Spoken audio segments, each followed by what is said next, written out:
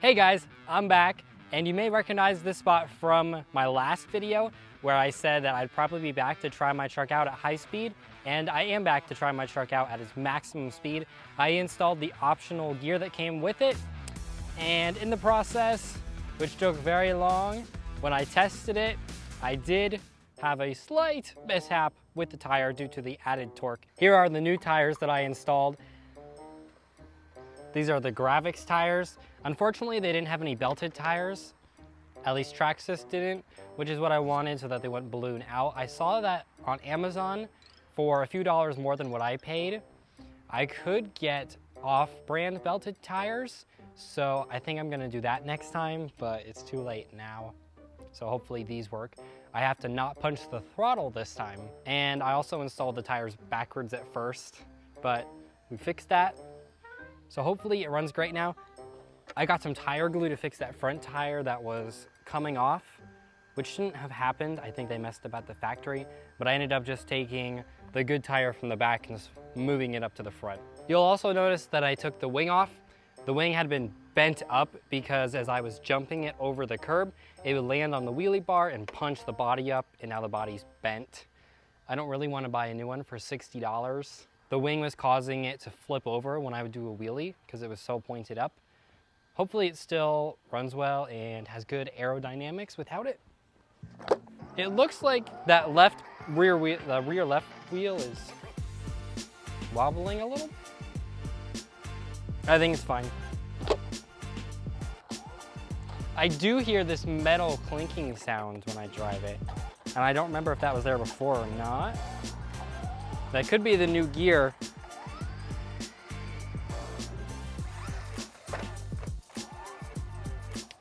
It feels like the truck is gripping better. Let's see how the new tires do on the grass.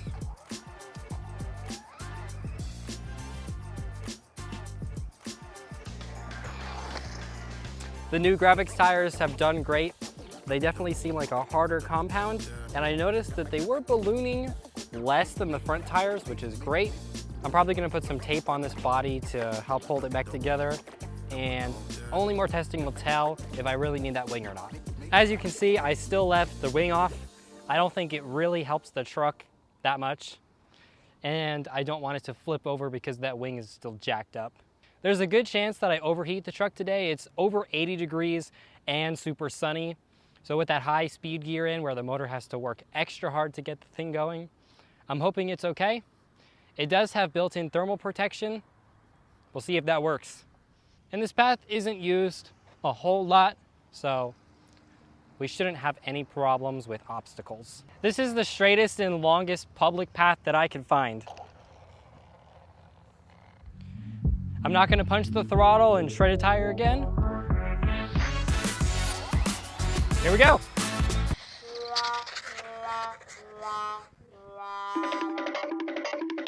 If I squeeze the throttle just a little bit too hard, it flips over. Thankfully, it's okay. Attempt number 2.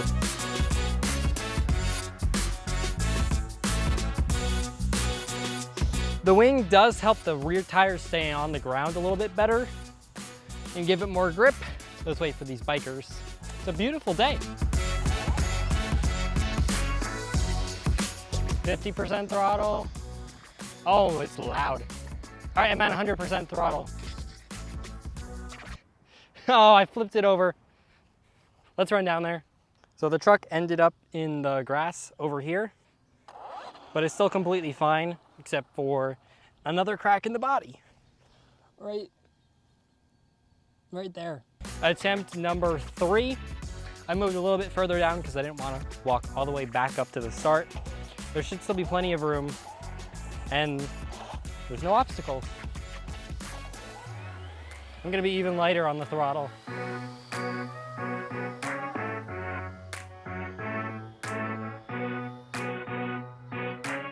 Full throttle. All right, I think I got it up to max speed. I went ahead and stopped it. So let's bring it back. I don't know what's down there. I can't see it very well. Oh my gosh, it's so swirly. That's cool. Now I'm gonna walk down there and drive the truck up towards the camera and see what it looks like from the opposite direction. Here we go.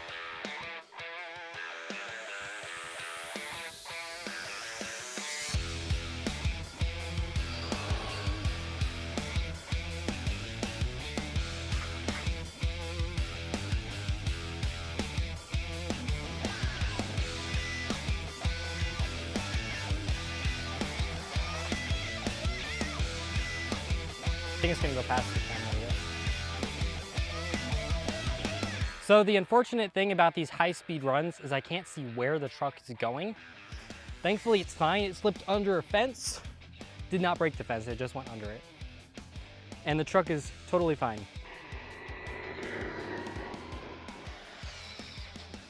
Did you hear those tires screech? I'm standing behind it now. Driving directly towards me.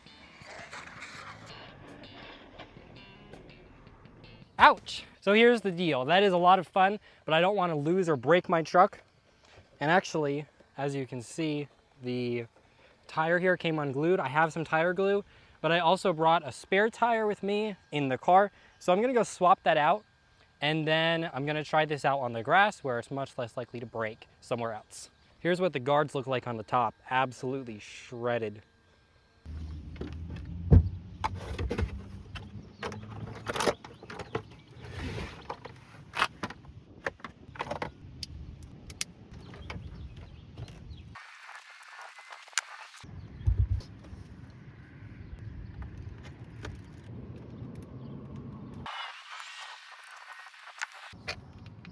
I'm at the second location, another park, and they have this humongous field with absolutely no one in it right now. And luckily they also keep the grass really short, so that should cut down on resistance to the truck. However, I'm still worried about that slight resistance that the grass does cause overheating the motor, but we'll find out if that's actually a problem. Let's rip the truck, but not rip the tires. I stopped doing the dual capture for now because I don't like standing behind the camera and watching the truck. It'd be great to have a drone. Hey, like and subscribe if you want to help me get some better equipment for some epic shots.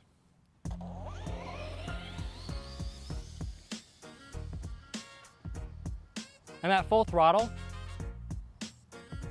Okay. Oh, we're still upright. Yay! Always remember to scout out the place that you're going to be ripping your RC truck around before you drive it so that you don't wreck it or lose it somewhere. Sometimes there are like hidden road crossings or hidden drainage ditches that you definitely don't want to send the truck into. Luckily out here, it's all just grass.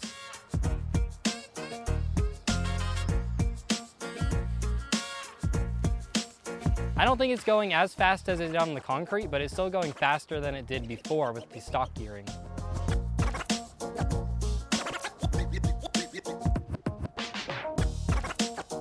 I'm curious how long the battery will last too out here.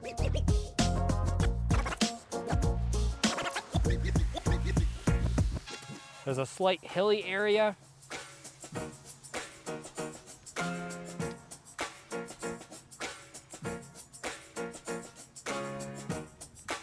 I think it's okay. Let's go check it out. In my haste to save the truck, I left the camera behind, but it's completely fine. All I did was I drove it across a sidewalk going through the grass that I didn't see before when I spotted this out. I don't know if you can see it, but behind me, there are some ramps. I think they're for mountain bikes, but I want to try my truck out on those before I drain the battery out here. I'm now at the technical terrain. They have this curvy ramp, and then they also have a ramp over there for jumping off of, and that thing over there. All right, let's start with this ramp.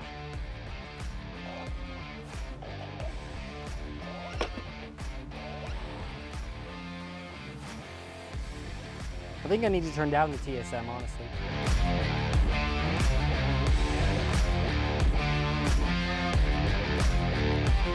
I don't think I can hit it fast because the truck's not gonna get over the little hump.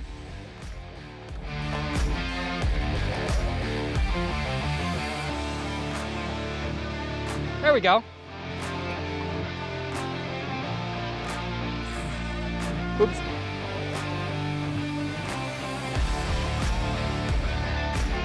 There we go. This ramp isn't really meant for jumping off of, so now I'm gonna move to the other one. This ramp should be a little bit more entertaining. Oop, we went straight.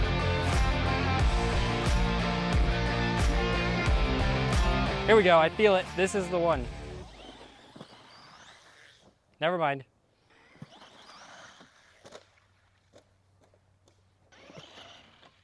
It always wants to go to the left.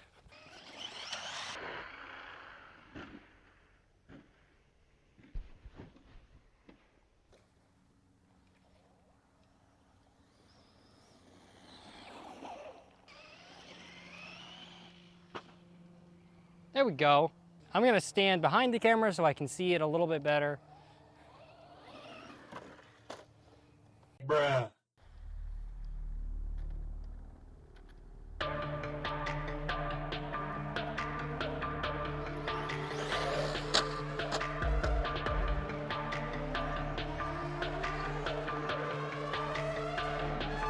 The back of the body is all busted.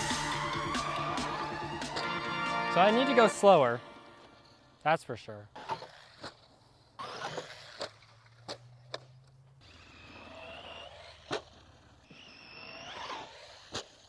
I'm gonna try to do a backflip.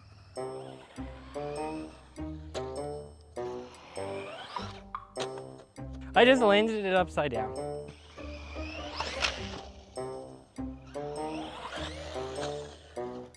All right, well, I don't want to damage the truck anymore. I need to practice more before I can pull this off. So I'm just gonna drain the battery by running it around the field. Still at top speed. I do love this truck, but Traxxas, please figure out how to make a stronger body. I know I took the wing off, which decreased the durability of the body, but still, if I had left the wing on there, then the wing would have been all destroyed. And the tire that I put back on was the one that was unglued in the first place, so now I have 2 tires to glue back. Hopefully they don't pop off again. How often does that happen?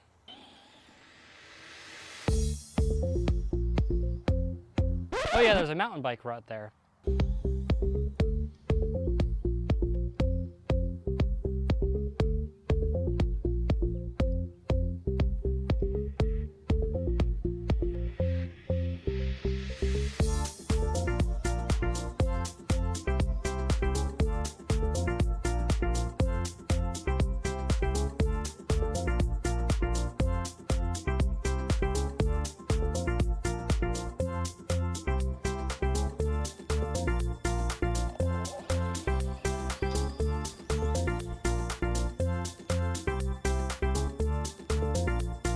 Just watch it go.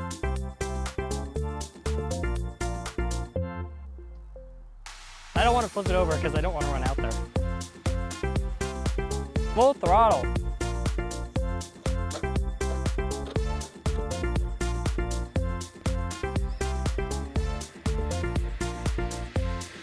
The Rustler seems to have no problem with the stickers. I hear the tires just ballooning out of control.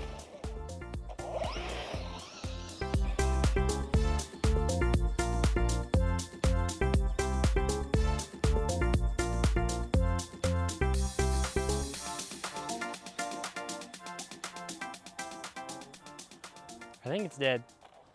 It just stopped. So it's blinking red rapidly. I'm gonna unplug the battery, and under there should be a guide of what the lights mean. Under the battery pack, it just shows the light options for low voltage detection mode on, and when it detects low voltage, which would be shining red, not blinking red, so I suspect it's overheating, but I'm gonna Google it. This battery pack was very, very hot when I unplugged it, as well as the connectors. And I don't dare touch the motor because that will burn me. As I suspected, Google said that a rapidly blinking light indicates thermal protection shutdown. It said to let it cool for 15 to 20 minutes. So I'll let it cool for a little while, shake out all of the stickers from it, and hopefully it's fine again. It definitely doesn't feel like I've been driving it for 30 minutes, which is about what the battery has lasted for me in this kind of driving. When I tried to shake the stickers out of the truck, the wind blew all of the stickers right onto my clothes. I wish I had a thermometer to know for sure, but if I just like tap the heatsink on the motor, it's still really hot and I still can't touch it for very long. It's been a little while, but like I said, it's a nice day, so I don't mind standing outside and waiting.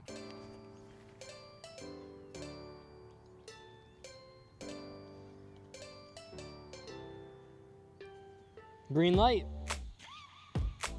Oh, it went to red, slow blinking, which might be stage 1 thermal shutdown. So I'm gonna unplug it again, because it won't let me turn it off. I think I'm gonna quit for the day. I don't wanna ruin it by overheating it.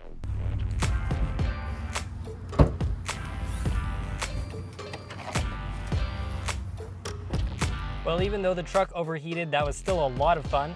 I think this park is my favorite spot to drive my Rustler because it's just so big and flat and they keep the grass short. Next time I'm here though, I'll probably go back to using the stock gearing so that I don't have the overheating problem.